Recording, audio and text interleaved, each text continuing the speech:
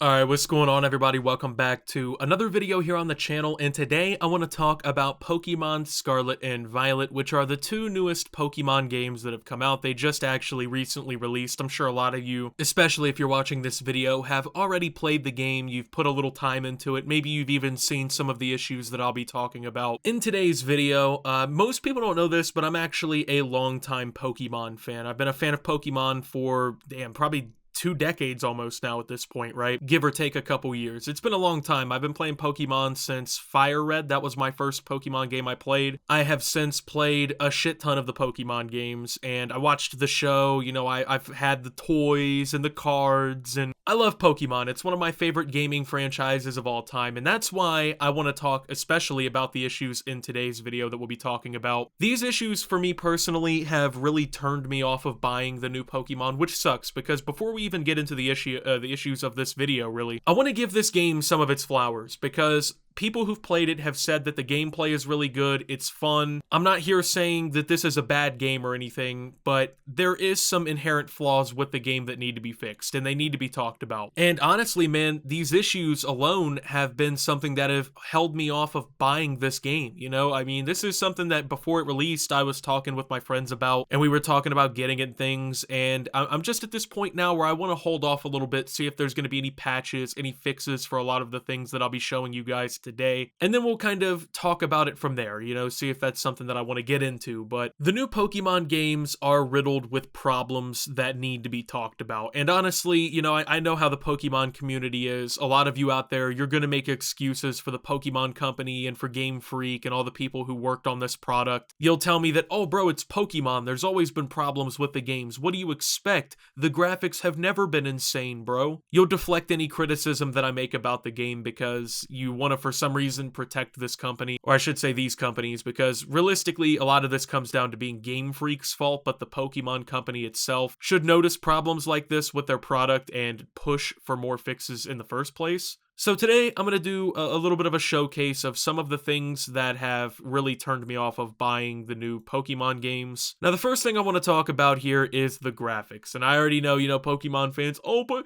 Optimus, bro, Pokemon has never been a game with crazy graphics.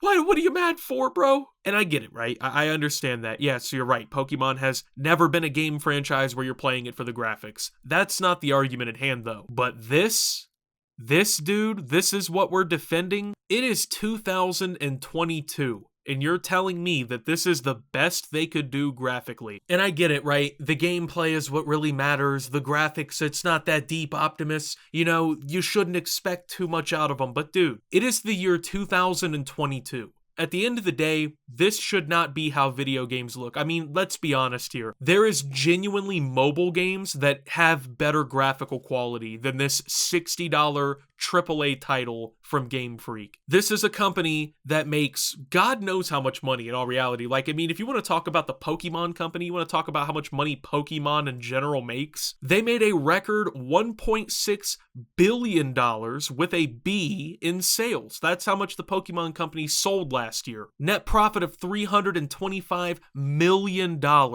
You're telling me that out of that $325 million that the Pokemon company made, none of that money could have been put into better graphics, none of that money could have been put into better performance, none of that money could have been put towards making the product better? Like, let's be honest here, the Pokemon franchise is big enough that, and I'm not even asking for, like, you know, crazy graphics. It doesn't have to look like Red Dead Redemption 2 or God of War Ragnarok or something like that. I'm just asking for it to not look like it was made in 2004 for the PlayStation 2. Like, it's just ridiculous how it looks. And people say things like, oh bro, but the Switch, it affects its performance. The hardware's not good enough to run better graphics. There are decently graphically impressive games on the Switch. And once again, I'm not saying it has to look like Red Dead 2 or anything crazy, but there are plenty of games on the Switch that have better graphics than this. This just comes down to not caring. This is Xenoblade on the Switch, by the way. You're telling me that Pokemon couldn't do even a quarter of what they did with this in terms of graphics? You know what I mean? Like, come come on now. I just don't buy that. It's just a common excuse that Pokemon fans use to just justify why the games don't need to improve, in my opinion. Keep in mind, I like Pokemon, I like the Pokemon games, but as a community, I don't understand why the Pokemon fan base continues to just put up with shit like this. Now let's talk about the performance of this game, because it's ridiculous. The game doesn't even run at a stable 30 FPS for a lot of players. Like, if it's raining or they're in like a high profile environment where there's a lot of stuff going on, there's videos all over Twitter right now of people just dealing with like 5 FPS or just major skipping frames and other issues with the graphics and performance. The game just doesn't run well, and this comes down once again to a couple of different issues, and one of those being the lack of care, I feel like, from Game Freak and from the Pokemon Company. These developers know that they can put shit like this out and sell it for $60. That's what it comes down to. There's really no other reason. They know they don't have to, push expectations and exceed them every time, because the Pokemon community is going to buy the game regardless and defend the game online regardless of what happens. But yet at the same time, you got people going through situations like this. I want to go home. I don't know why it's funny. Wait. Oh, I see why he wants to go home. Because he is stuck in the void. Oh, never mind! He went home! Oh, rest in peace, buddy! The Lord giveth, the Lord taketh away. Alright, so that clip is from AlphaRad over on Twitter, at AlphaRad, and it comes from his stream and everything. You see the player in the game just disappears, right? The character just disappears. Like, what the fuck is that, man? This is an open world game. It's supposed to be somewhat immersive. I'm not saying, once again, that it has to be fucking Red Dead Redemption 2 or something like that. But dude, you're telling me they can't do better than this? People just randomly disappearing and shit like this?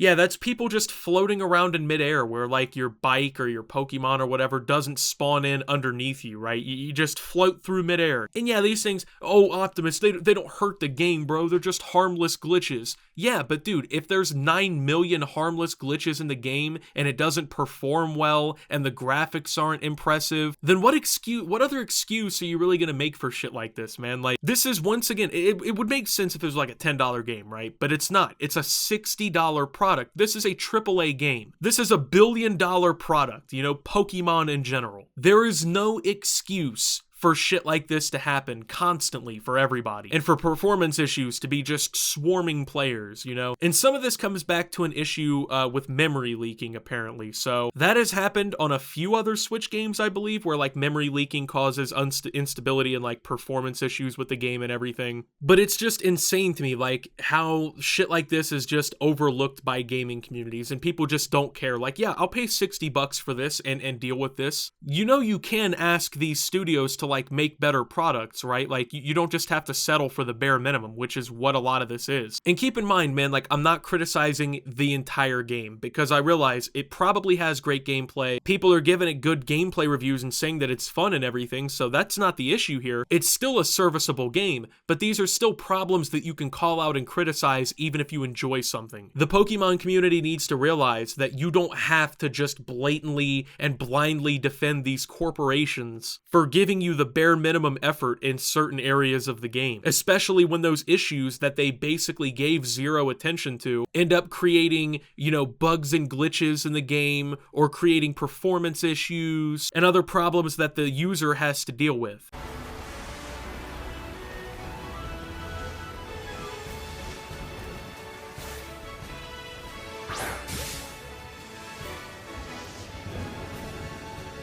$60 video game. It doesn't even run in 30 FPS for this video. It's of course just this user's experience. Doesn't even run in 30 FPS. The animations are glitching, basically. And then Pokemon just fucking do the most random wild things when you interact with them. Like, this guy throws a Pokeball at Jigglypuff or whatever there. And guess what? Next thing you know, that motherfucker takes off like a V2 rocket and is soaring through the sky. Like, It just shouldn't be like this, man. I mean, I don't understand why people don't just accept that there can be problems with Pokemon games that can be called out. And I'm sure that, Nintendo and Pokemon fanboys will hate me saying a lot of the things that I said in this video, but it just genuinely shocks me, like, how far that people are willing to accept this shit, Like, if this was any other gaming franchise and this kind of shit was going on, people would be lambasting them, they'd be criticizing the developers, they'd be shitting on the franchise. But because it's Pokemon, people are just accepting it and just are cool with it because at least the game's fun. Yeah, sure, at least the game's fun. I'm not saying that the concept or anything of the game's bad, but